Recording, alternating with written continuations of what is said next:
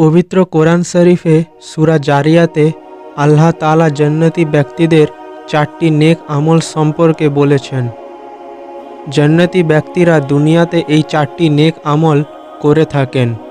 আল্লাহ তাআলা সূরা জারিয়াতের 15 নম্বর আয়াতে মুমিন ব্যক্তিদের আখেরাতে আবাসস্থলের কথা উল্লেখ করে বলেছেন, ঝর্ণাধারা শোভিত বাগানসমূহ হবে তাদের থাকার স্থান।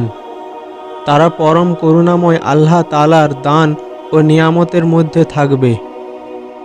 এরপরে তাদের দুনিয়ায় 4টি নেক আমলের কথা উল্লেখ করা হয়েছে, যে আমলগুলোর কারণে তারা জান্নাত লাভ করবে।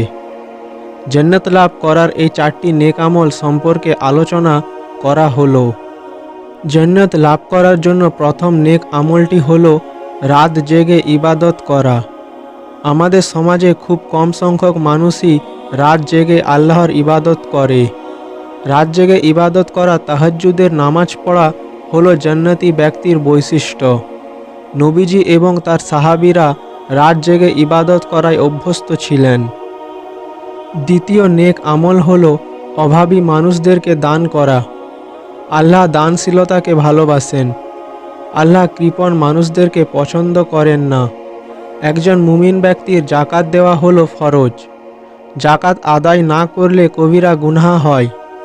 আল্লাহ তাআলা সূরা বাকারা এর মধ্যে বলেন, হে মুমিনগণ, আমি তোমাদেরকে যে রিজিক দিয়েছি তা থেকে ব্যয় করো, সেই দিন আসার পূর্বে যেই দিন থাকবে না কোনো বেচাকেনা, না কোনো বন্ধুত্ব এবং না কোনো সুপারিশ। তৃতীয় নেক আমল হলো শেষ রাতে আল্লাহর কাছে ক্ষমা প্রার্থনা করা। শেষ রাতে ইস্তেগফার বা ক্ষমা প্রার্থনা করা হলো আল্লাহর নৈকট্য অর্জনের জন্য বিশেষ আমল। নিজের গুনাহার জন্য অনুতপ্ত হয়ে শেষ রাতে আল্লাহর কাছে তওবা করা হলো জান্নাতি ব্যক্তির আলামত।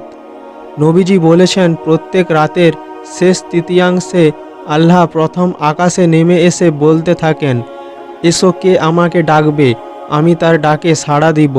কে আমার কাছে চাইবে, আমি তাকে দিব।